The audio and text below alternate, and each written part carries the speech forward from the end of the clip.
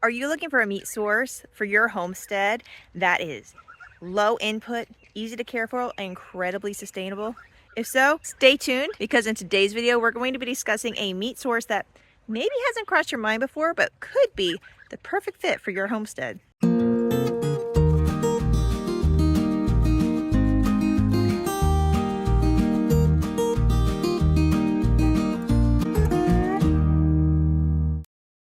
Okay guys, you saw a couple weeks ago that we got these rabbits, and you may be wondering why did we get rabbits? Why did we add yet another animal to our homestead? There are actually a lot of benefits to keeping rabbits on your homestead. As with most homestead animals, they are multifaceted.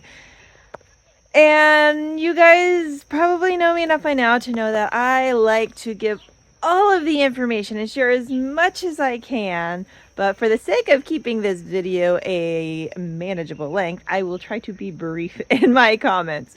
However, if there is something that you want to know more about, please leave a comment down below and I will try to address that in a future video.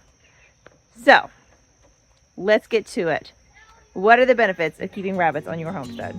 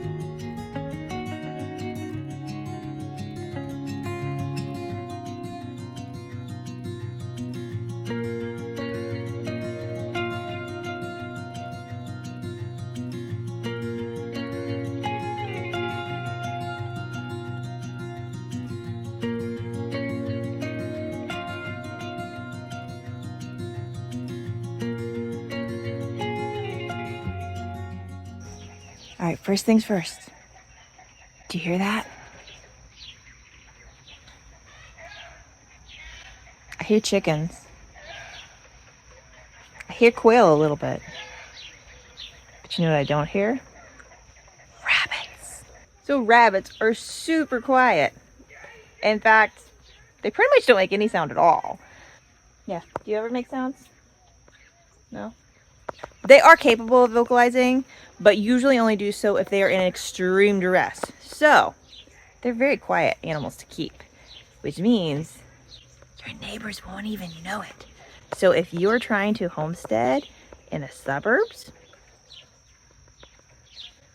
in America these days, rabbits are often considered pets, not livestock, which means rabbits are allowed in an HOA, which means you can keep these guys as a meat source for your family in a suburban environment. Even in an urban environment, you can keep rabbits when you're urban homesteading. And along with that, they don't take up a lot of space. Honestly, these are about the largest size hanging cages I have even seen available. Most people keep them in much smaller cages than this.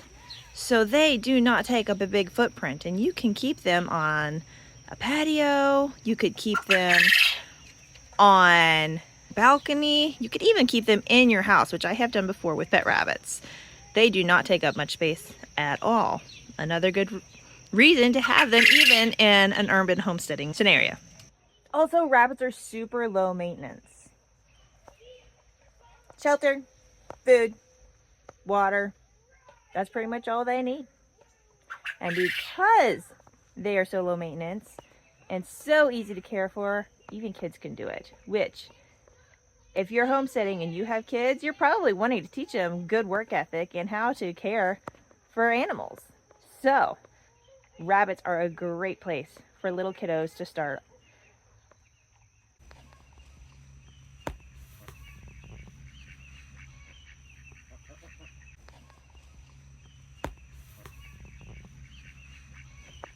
And speaking of feed, there are people who raise rabbits without the use of pellets. I haven't done a lot of research into this, but I am very interested in looking into it more in the future. Some people even raise them on pasture, movable tractors, much like you would meat chickens.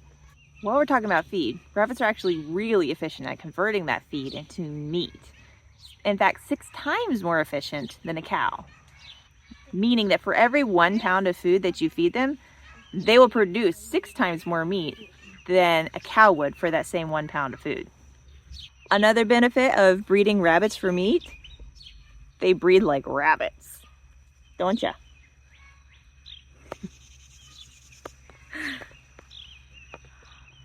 One single female rabbit, if bred intensively, can provide your family with upwards of 300 pounds of food every year from one female. Obviously, we need a buck too. Now that is with really intensive breeding multiple times a year. A more conservative number is closer to 200, but still, that is a lot of meat from a single doe. And once those little kits are born, they grow out really fast. Most quality bred meat rabbits are ready to butcher within 8 to 10 weeks, much like a Cornish cross chicken would be. However, if you are wanting to keep pelts, which by the way is another benefit, you'll want to wait a little bit longer, closer to 16 weeks, depending on breed. Look at these beautiful, beautiful pelts that these bunnies have. Unless you have handled a rabbit, you cannot comprehend how incredibly soft their fur is. And in the homesteading lifestyle, we're often trying to reduce waste as much as possible, and one way of doing that is by utilizing those beautiful furs. Using natural tanned animal pelts has a lot of health benefits, and well, I won't get into all of that right now. That's for another video, but feel free to Google it. It's really interesting, and I personally absolutely love my sheepskins, and I'm very much looking forward to having rabbit pelts to add to my collection. And another really, I would say, important benefit of raising rabbits for meat is that they are so easy to process when the time does come. You don't need any extra equipment, just a good knife. And honestly, they are so much easier than chickens. There's no scalding, there's no plucking, they're much easier than ducks. I would say they're probably around the same difficulty level as quail, so super easy. It literally only takes a few minutes and you're done. On that note, rabbit meat is very nutritious. It's very high in protein, B vitamins, and minerals, and very low in fat, if that's a concern for you. And let's not forget that garden gold. Rabbits obviously put out a lot of droppings, especially when you have multiple rabbits, but their manure is actually considered one of the best to put on your garden. For one thing, it is considered a cold manure, which means you can put it straight on the plants and not have to worry about it burning them at all. I've actually already put a little bit down around the bases of my established plants this year, but I'm really looking forward to using it even more next year.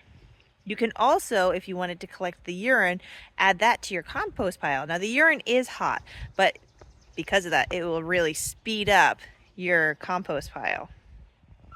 One really important thing to note about raising rabbits as opposed to meat chickens is the sustainability. Aren't we all looking for more sustainable meat sources? The problem with meat rabbits is that you have to order chicks every year. You can't raise them up, breed them, and hatch your own because you just can't. And the Cornish cross gets so big so fast that if you tried to raise them to adulthood, they would likely die from heart failure because their organs just can't keep up. So they really aren't that sustainable because you're having to buy them every year. Rabbits, as I said, breed like rabbits. So as long as you have a buck and a doe, you're set. They can continue to reproduce year after year, and then you can raise up the offspring as new breeders. Sure, every now and again you might want to bring in a new genetics, but you don't have to buy these guys every year. They just keep doing their thing. Let's not underestimate the value of fun on the homestead. Bunnies are just fun. They're fun to watch and interact with. They're fun to snuggle with when they let you. They honestly each have their own personalities, and it's very interesting to watch. It's great for the kids. They really enjoy playing with them, snuggling them, spending time with them. And really, if it's not fun, is it really worth it? Because you don't want to be dreading. You don't want to dread the homesteading tasks. They should be enjoyable. And with bunnies, they very much are. No, that's the cart place where it waits to be put in the big cellar, where we store everybody's. I could probably go on and on talking about the different benefits the rabbits have to offer. They really are a no-waste homestead animal. You got your meat, you got the pelts, you got the poop. So you really get a lot out of it, a lot of bang for your buck. So they're really a really great sustainable option for your homestead, whether you're in an urban environment or a suburban environment or even a rural environment. Rabbits are a really great choice for a sustainable homestead to make sure that your family is getting really good quality meat year round. That's another one. They breed year round. Well, I hope you enjoyed this video. I hope it was educational for you and that you enjoyed learning a little bit more about raising meat rabbits. Again, if I maybe just touched on something that you're a little more curious about and you want to know more about, leave a comment down below. I would love to address that in a future episode. That's all I have for you today. So I hope you're having a wonderful start to your summer. It's actually quite hot here this week, but we're getting a lot done outside. We'll be taking you along for some of that in upcoming videos, showing you some of the things we're doing around here. So thank you so much for watching. Don't forget to like and subscribe. That's really simple, free, easy way for you to help support our channel. And until next time, have a great summer, guys. Well, there are actually a lot of benefits to keeping animals. No, even my little 5-year-olds. No, I am, but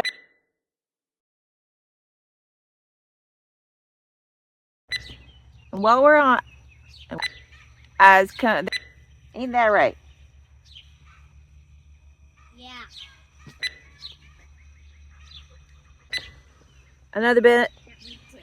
And look at these beautiful, beautiful. Will you stop scratching my foot? Stop scratching my feet, bunny. This is awkward.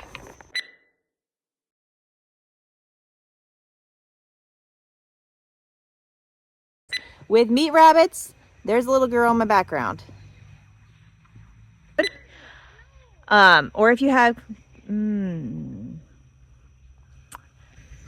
you're playing hide and seek on me over here? This one's not so tame. She has more of a flighty personality. But this one, come here. This one is basically a baby dog. She's so sweet. Aren't you, Clover?